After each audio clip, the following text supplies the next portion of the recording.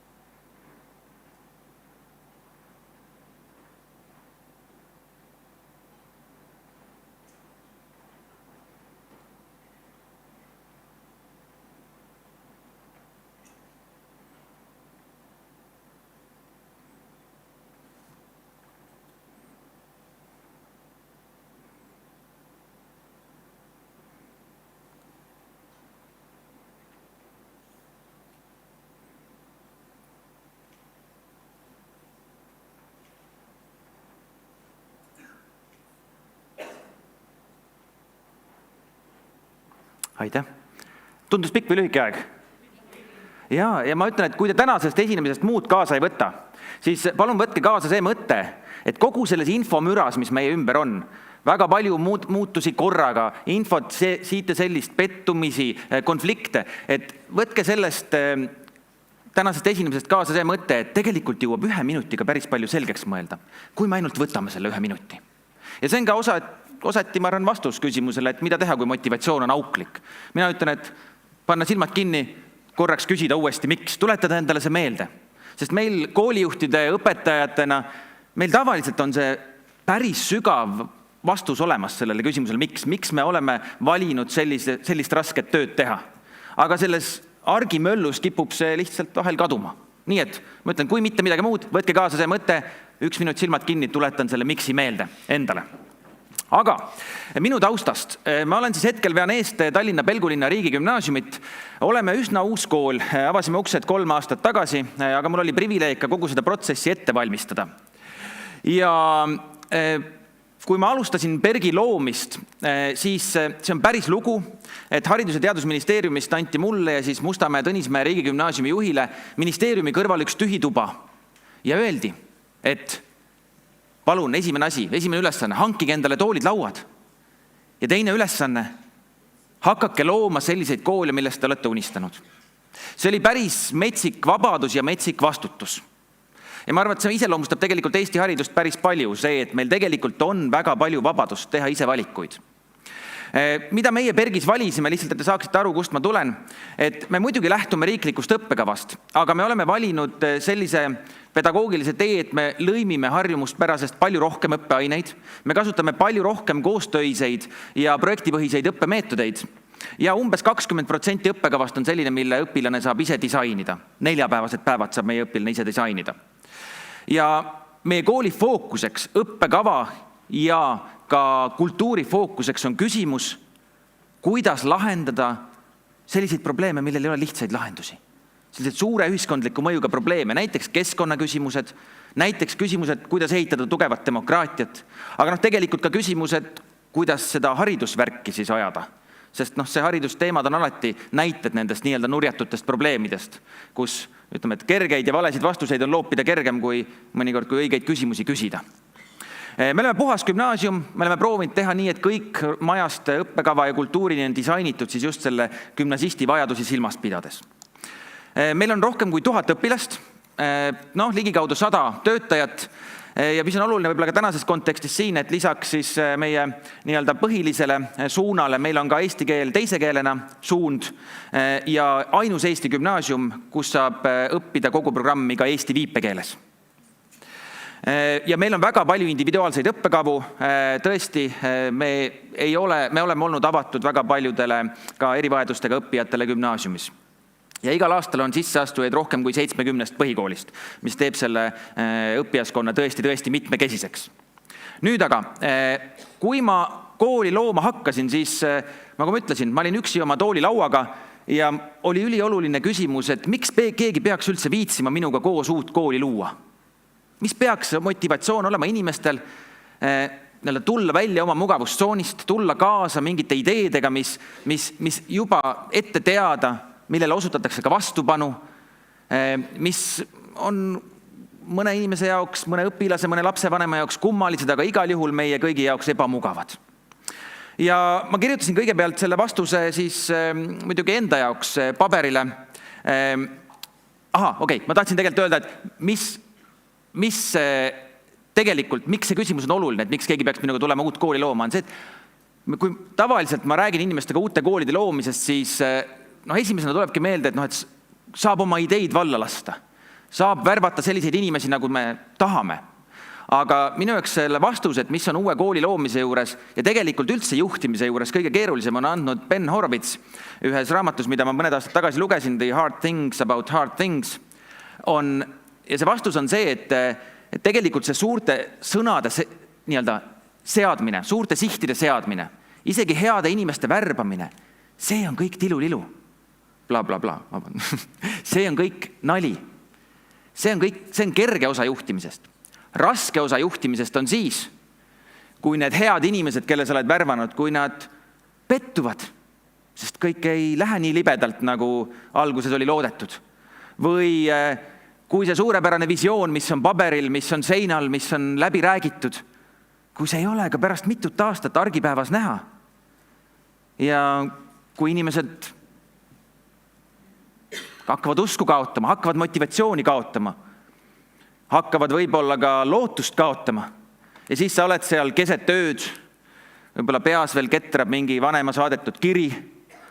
Ja nagu Ben Horowitz ütleb, et raske on ärgata keset ööd külma higiga kaetult, kui unistused on muutunud õudusune näoks. Ja see on see asi tegelikult, mis on juhtimise juures keeruline. Ja kui ma ütlen siin juhtimine, siis ma ei mõtle ainult direktoriks olemist, ma mõtlen ka igasugust muudatuse juhtimist. Õpetajana klassiruumis, ma ei tea, koordinaatorina oma kooli õpetajatega, et juhtimine, eestvedamine igal tasandil. Mis ma siis kirjutasin endale paberile, miks peaks inimesed tulema minuga koos uut kooli tegema? Mis siis on see, mis minu motivatsiooni toetab või vähendab? Hakkasin panema kirja, mis mind Indrekuna hoiab, kuidas Toomas ütles, kirglikuna elu suhtes, kirglikuna hariduse suhtes. Ja ma panin kirja asju, mis lõpuks koondusid siis peamiselt 3 valdkonna alla. Ehk siis suhted. Ma tahan olla sellises keskkonnas, kus on turvaline, kus ma saan riske võtta, kus mul on tore teiste inimestega koos. Teine asi tähendus, et ma tahan tunda õhtul magama minnes, ka siis, kui on olnud raske päev, et see oli väärt. Ja ma tahan tunda hommikul ärgates, et ma tahan tööle minna. Ja 3. asi, ma tahan ise õppida selles protsessis. Ma tahan samm-sammult saada targemaks, mitte ainult professionaalses mõttes, vaid ka inimesena. Ma panin need asjad kirja. Ja muidugi seda kõike toetab ka ju teooria, et ilmselt ma ei hakka siin teile teooriat ümber seletama, aga te suurem osa ilmselt te teate sisemise välimise motivatsiooni või autonoomse motivatsiooni teooriat, et see, mille poole me ju kõik püüdleme ka klassiruumides, ka koolijuhtidena, on ju see, et inimesed liiguks samm-sammult selle nii-öelda autonoomse motivatsiooni poole. See tähendab, et nende tegevus oleks siis kooskõlas sellega, kuidas nad endast kui õpetajast või õpilasest mõtlevad või kooskõlas nende väärtustega. Ja te ilmselt tunnete ka kõik seda autonoomse motivatsiooni teooriat, seda on nämmutatud palju, kõik teame, kui oluline on, et õppetöös, aga ka õpetajate töös oleks kohal see autonoomia, oleks kohal seotus, need suhted ja enesetõhusus. Aga mulle tundub, et me väga tihti unustame ära, eriti siin võib-olla aprillis seal see valge leht seal sahtlis tõesti, et lisaks nendele psühholoogilistele baasvajadustele mõjutab meie motivatsiooni, seda tunnet, et me tahame asju teha, ka väga palju meie füüsis. See, kui palju me liigume, missugune meie tervis, milline meie uni, toitumine ja nii edasi. Ja midagi ei ole teha. Aprillikuuks ka kõige teadlikumad meist on tihti see pabersahtlis või lihtsalt väsinud. Ja minu peamine õppetund juhtimisest on see, et tegelikult ei tasu kunagi plaanida ideaalmaailma järgi. Kõiki plaane tuleb teha teadmisega, et on väga normaalne, et vahel on raske, vahel oleme väsinud, vahel kaob motivatsioon, vahel tahaks teha lihtsamaid asju või vahel lihtsalt ei jaksa. Kõiki plaane tuleb teha sellest põhimõttest lähtudes. Nüüd, kuidas teha siis asju, kui motivatsiooni ei ole? Kui motivatsioon on auklik? Mul on alati sellele ainult üks vastus, mida ma ütlen ka endale, et siis tuleb teha ilma motivatsioonita. Et see on täpselt sama asi, et kui keegi küsib, et mida teha või kuidas ma teen mingit asja, kui ma väga kardan, siis minu vastus on alati see, et siis tuleb teha kartes. Ja ütleme, et mis siis aitab, kuidas siis saab ilma motivatsioonita tegutseda? Kui mul on endal tunne, et motivatsioon hakkab kaduma või minu inimesed annavad mulle tagasisidet, et oleks vaja rohkem motiveerimist, siis muidugi ma mõtlen selle peale, et kuidas ma saaksin neile siis veidike puhkust anda ja kuidas ma saaksin seda autonoomiat ja kõike seda toetada. Aga ma alati küsin sinna kõrvale ka seda, et mis on veel need tugitalad, mis toetavad, mis hoiavad meid reel siis, kui motivatsioon on auklik. Ja minu jaoks need tugitalad on selged sihid ja kokkulepped, väärtused ja põhimõtted, aga kindlasti ka harjumused ja süsteemid. Ja tähendusest on siin palju räägitud täna. Eks see tähendus on lõpuks see sama küsimus nagu väärtustest ja põhimõtetest ja sihtidest kokku.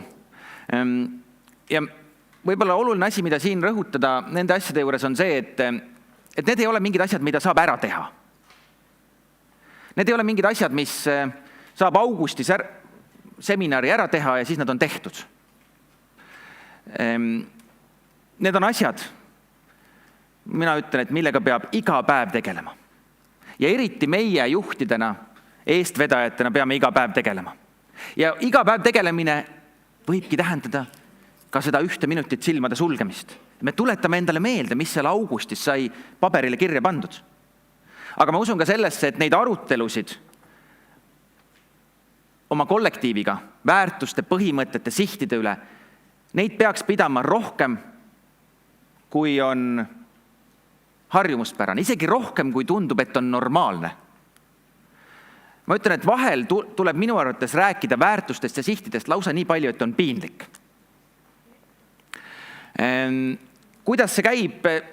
Teil on kindlasti oma head praktikad juba olemas, aga mulle meeldib kasutada, ma ei tea, kas ma selleni jõuan, aga sellist mõtet, et see on Michael Fullani teooria Simplexityst, mis tähendab seda, et mõelda läbi, et mis on minu organisatsioonis need väga väiksed asjad, 1 minuti, 5 minuti asjad, mis toovad kaasa väga suure mõju. Näiteks see küsimus, et kas me saame kõige olulisemate sihtide või põhimõtete juurde, mis meil näiteks on selle aasta fookuses, kas me saame siin nende juurde tulla iga koosoleku alguses? 1 minut. 3 minutit, et hoida neid fookuses. ma ei tea, näide võib olla see, et juhttiimi koosolekul iga juhttiimi osaleja ütleb näiteks, et koosoleku alguses, et missugust meie väärtust või põhimõtet ma olen selle nädala jooksul oma majas märganud. See on lihtsalt üks näide, et tulla kogu aeg sellistes mikrotegevustes tagasi nende sihtide, väärtuste, põhimõtete juurde. See on minu praktika. Kõik see, mida ma just kirjeldasin, on ebamugav.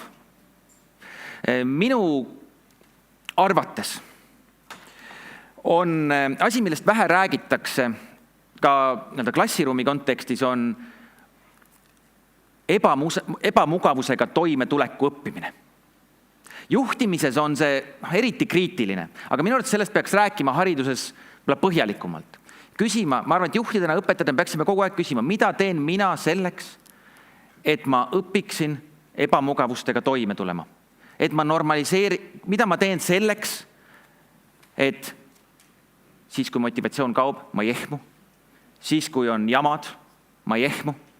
Kunagi, kui ma olin esimest aastat koolijuht, siis ma pidasin õpetajate lehes alustava koolijuhi päeviku kolumni ja seal ma kirjutasin ühe sellise teksti, kus seal oli üks metafoor, et ma ütlesin, et ma arvan, et koolijuht ja õpetaja peaks probleemidest mõtlema nii, nagu kalavabriku töötaja peab mõtlema kaladest. Ja see mõte oli selles, et kui kalavabriku töötaja läheb tööle, siis ta ei saa kalade peale ehmuda. Et ta peab mõtlema, et kalad, need on minu töö. Need ei ole segajad, need ei tohiks ehmatada. Ja samamoodi peaks probleemidest, ma arvan, mõtlema kõik me, kes me muudatusi eest veame. Probleemid, see on meie töö. Need ei ole mingid asjad, mis meie tööd segavad, vaid need on meie töö, need on meie kalad. Meie kalavabriku töötajate kalad. Teine asi, mulle tundub, et meie kõik siin, kes me oleme võtmerollides neid muudatusi vedades, meie ülesanne on aidata teistel kõike seda segadust mõtestada. Kaasa arvatud mõtestada seda, et vahel on raske. Mõtestada seda aprilli. Normaliseerida seda, et ongi tüütud hetked nende raskete muudatuste keskel. Mul on siia viidetena pandud mõned raamatud ka, kus neid samu mõtteid põhjalikumalt lahti seletatakse. Et kes tahab, võin ka hiljem jagada, võite julgelt küsida. Aga ma arvan tõesti, et need kaks küsimust, kuidas mina ise ebamugavusi taluma õpin. Ja teine küsimus, kuidas mina aitan oma inimestel ebamugavaid olukordi mõtestada, on muudatusi juhtides, muudatuste keskel olles võtmeküsimused. Ma lähen siit korraks üle. Ma vaatan, et mul on 2 minutit.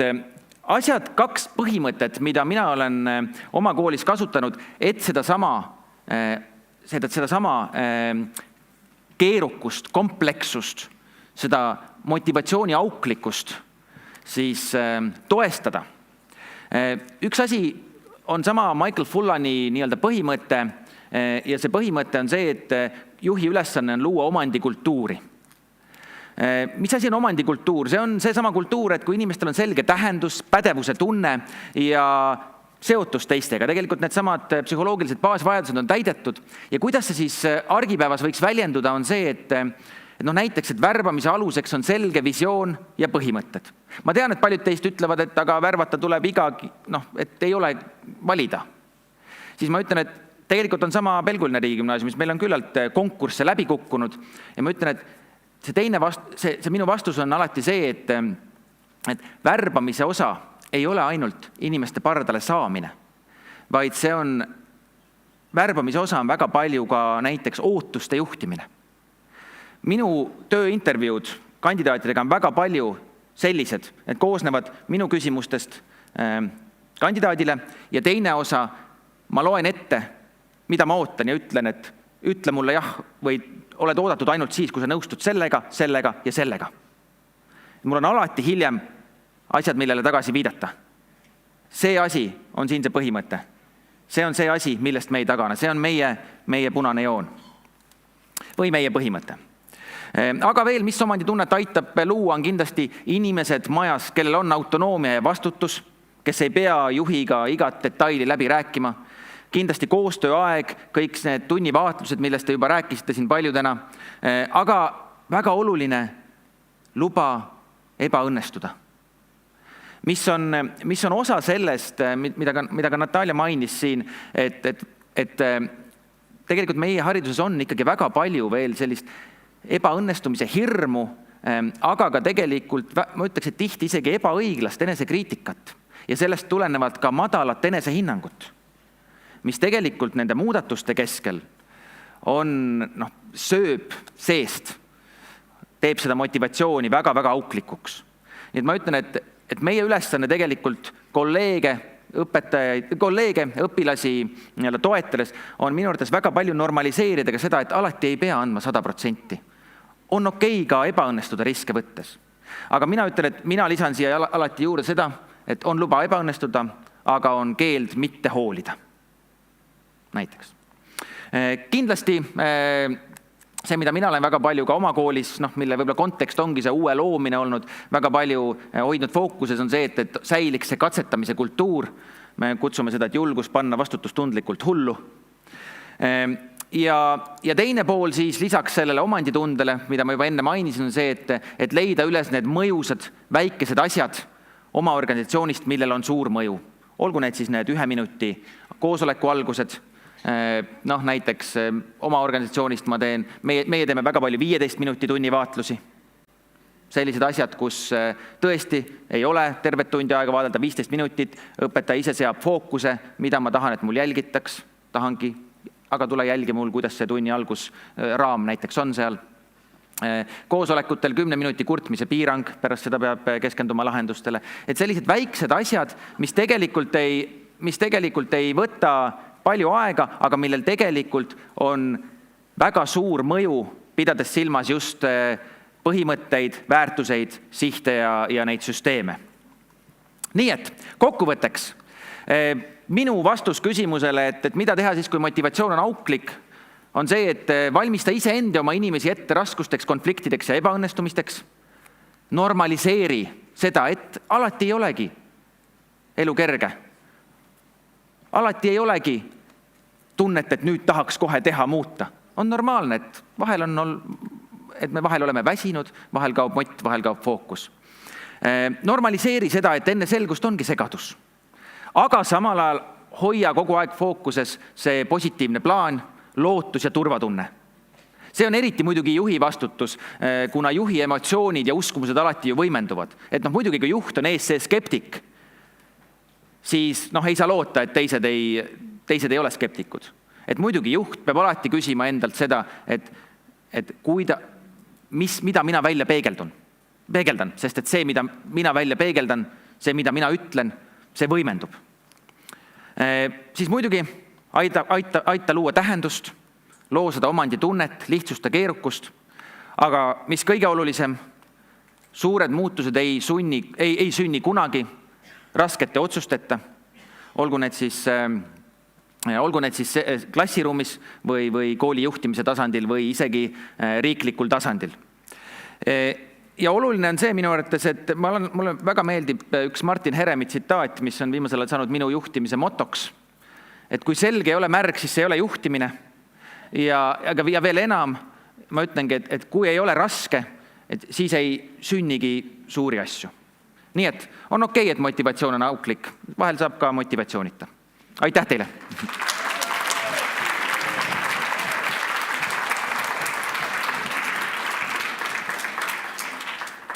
Aitäh! Ma küsiks nüüd mõned päris mitmed küsimused, mis on selle lühikese ajaga siia juba jõudnud. Esiteks, sina näed 9 kooliaasta tulemusi õpilaste näol, kes tulevad gümnaasiumisse. Mis on need mustrid, mida märkad ja mida võiks tegelikult või peaks põhikoolis tegema rohkem või tegemata jätma? Seda, mida rohkem peaks tegema, ma ei ütle. Sest et seda te kuulete nagunii, me kõik kuuleme kogu aeg, mida kõik koolis peaks rohkem tegema.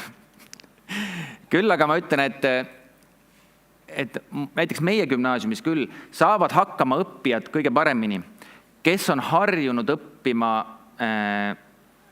mitmekesistes klassiruumides, kes on harjunud õppima sotsiaalsetes situatsioonides. Ja kõige keerulisem, ma ütlen, meil on nendel õppijatel, kes on harjunud õppima väga individualistlikult, väga individualistlikult ja mõnikord ka väga sügavalt akadeemilise suunitusega. Sest et gümnaasiumis üldiselt, tegelikult see on igal pool, aga et ega inimesed ei satu koolis hätta, või nad satuvad hätta eelkõige sotsiaalsete, emotsionaalsete väljakutsete tõttu. Siis kui nad ei suuda ennast juhtida, kui nad ei suuda oma suhteid juhtida, kui nad ei suuda kaaslasi leida, suhteid luua. Et ma ütleks, minu soovitus on ikkagi alati nendel näiteks ma julgen anda soovitusi oma ümberkaudsetele põhikoolidele alati, kuna seal ma tunnen seda konteksti. Aga minu soovitus on alati see, et looge õppijatele võimalikult palju sotsiaalseid õppimise võimalusi. Ja ka selliseid võimalusi, kus tunni lõpuks ei ole täidetud tööleht, vaid tunni lõpuks on hoopis rohkem küsimusi. Mina kutsun seda räpaseks õppimiseks. Et kui puhas õppimine on see, et tunni lõpuks on vastused, siis räpane õppimine on see, et tunni lõpuks on meil hoopis mingi kogemusi ja mingid küsimused näiteks. Et seda sorti õpikogemusi rohkem tuua, sest selline on elu, selline on laste kasvatamine, selline on abielu, selline on ettevõtete tegemine, nii tehakse teadust. Et see on päris elu. Teine küsimus. Tihti on kuuled võib-olla sina, aga vähemalt osad siit saalist sellist väljendit, et teie olete gümnaasium, teie saate teha. Mis on selle ütluse taga ja mida see tähendab, et mida põhikoolis siis teha ei saa ja mida siis gümnaasiumis ikkagi saab teha? Ja, selles mõttes, et ega sellel asjal on oma tõetera sees. On mingeid asju tõesti, mida on puhtas gümnaasiumis lihtsam teha. Näiteks, et meil tõesti ka kõiksugu õppijate mured ei paisku nii palju välja. Meie mure, kui ma olen ise olnud põhikooli õpetaja enne Väike-Maarja gümnaasiumis eesti keele kirjanduse filosoofia õpetaja ja eelkõige põhikoolis, natuke ka gümnaasiumis. Aga et see põhivahe on see, et põhikoolis on probleemid paistavad välja või laua alla või peale või ja kõva häälega ja kõike muud, siis gümnaasiumis meie oht on lihtsalt see, et õpilased kaovad kuhugi ära. Et probleemid on vaiksed. Nii et selles mõttes on muidugi lihtsam ka kogu seda sotsiaalset õpet gümnaasiumis korraldada. Aga ma ütlen, et samas sellest ahelast peab ka välja suumima, et muidu on nii, et ka probleemide korral tööandjad ütlevad, ülikoolid ei tee, ülikoolid ütlevad, gümnaasiumid ei tee, gümnaasiumid, põhikoolid, algkoolid, lasteaed ütleb, et vanemad, me ei saa midagi teha. Et lõpuks peab sellest välja suumima ja mõtlema, et aga mida mina siin saan teha. Et jah. Mis on mingid õpetajate harjumused ja hoiakud, mida sa teadlikult ümber treeninud siis, kui nad pergi tööle tulevad? Meil on pergi tööle tulles on uutel õpetajatel suuremal osal on ajupesuprogramm 2 nädalat. See on, ma kohe räägin, meil on 10. klassi alguses, ma ütlen, meil on 360 10. klassi õpilast. Meil on 10. klassi alguses kõik õpilased läbivad 2 nädala pikkuse kursuse. See on selline pardale tuleku kursus, sissejuhatuse kursus. Selle kursuse jooksul neil on ka õpitulemused kõikidest gümnaasiumi ainekavadest. See kursus algab peale suurest paugust, kus siis saavad alguse füüsika ja keemia. Sealt liigume edasi, mingil hetkel formeeruvad taevakehad, ehk siis saavad alguse geoloogia, geograafia, siis läheme edasi, elu saab alguse bioloogia, läheme edasi, inimene, kultuuri küsimused, mingil hetkel ühiskonna kultuuri küsimused, mingil hetkel kunsti küsimused ja kuni siis oletatav universumi lõpuni ka filosoofia ja religiooni küsimused. Ehk siis sellesse 2 nädalasse, suure ajaloo kursusesse, me oleme siis kõik õpitulemused füüsikast, keemiast, bioloogiast, geograafiast kuni kultuuriteadusteni välja kokku pannud. Aga see trikk on selles, et seda ühte kursust ühele grupile peaaegu täies mahus õpetab üks õpetaja. Ehk siis eesti keele õpetaja õpetab oma grupile kõike alates seal keemia ja füüsika teemadest, aineosakeste teemadest, kuni siis kultuuriteemadeni. Füüsikaõpetaja õpetab kõike alates siis aineosakeste teemadest, mis on tuttav, aga ka ühel hetkel mingid ajaloo, kultuuri, keeleteemad. Ja miks ma ütlen, et ajupesuprogramm ongi, et õpetaja on õpetaja, aga õpetaja peab tulema oma ainest välja. Esimene asi, vaatama õppekava tervikuna. Teine asi, vaatama õpilasi nii-öelda terviklike inimestena ja seda gruppi, oma seda mentorgruppi tervikuna. Ja õpetajad alguses väga palju küsisid seda, et kuidas ma saan, ma olen siin füüsikaõpetaja, kuidas ma saan neid keeleteemasid siin õpetada. Ja siis see oligi see, et aga see on hea küsimus selles mõttes, ja me peaksime seda edasi küsima, et 16-aastane õpilane, et kuidas tema peaks kõiki neid asju õppima. Ja see ongi oluline küsimus. Ja see muidugi siis sundiski ka nii-öelda õpetajat oma identiteedi peale mõtlema, et aga ma ei pea alati olema see aine ekspert. Mõnikord ma võin olla see nii-öelda õppimise disainer. Jah, võib-olla seal füüsika teemade juures ma saan olla ka ekspert, aga siin ajaloo teemade juures ma pean olema õppijatega ütlema, et kuule, mõtleme nüüd koos, vaatame, mis nüüd teha annab, et aru saada sellest teemast. Ühesõnaga, et see on see, mida ma ütlen, et selle kaudu me püüame õpetajate seda identiteeti raputada just nimelt, et sellest ainult ainevaatest saaks tervik õppekava, tervik õpilase ja grupivaade. See ainevaade jääb sinna ikka kõrvale, ega seda on trillitud ju kõvasti ja seda hirmu meil ei ole, et see kaob. Ja ma küsiks siis ühe viimase küsimuse ka, mis on natuke seotud selle märja seljaga, mida siin mainitud sai. Et mis on selline eriti raske otsus või asi olnud, mida sa oled pidanud juhina tegema ja mis selle keerukaks tegi ja kuidas sellest läbi tulid? Korra küsid, kas seda filmitakse ka või lindistatakse? On jah? Päriselt jah? Jah. Siis ma niimoodi, ma mõtlesin, mis nagu sorti lugu rääkida on ju. Ja, et ütleme nii, et võib-olla kõik nende kooli aastate juures, kõige rohkem on ikka tegelikult, kõige raskem on ikkagi inimestest loobumine. Sest et ma ei tea, mina olen ka väga suur empaatik, ma oskan igas raskes olukorras, ma oskan välja mõelda, et mis selle inimese positiivne kavatsus on ja kuidas teda ikkagi toetades ta saaks kindlasti õppida nendest situatsioonidest ja oskan mõelda, et ma oskan nagu lõpuni mõelda, aga tegelikult juhina peab mingitel hetkedel tegema raskeid otsuseid ja ka väga headest või väga toredatest inimestest loobuma. Kui see kõik ütleme õppijale siis ma ei tea, ei taga oodatud tulemust. Ja need on ikka kõige valusamad, need on endale ka kõige valusamad otsused. Kas see on nüüd see emotsioon, mille pealt nüüd öelda suur aitäh? Ja teeme ühe aplausi veel. Aitäh. Aitäh. Palun.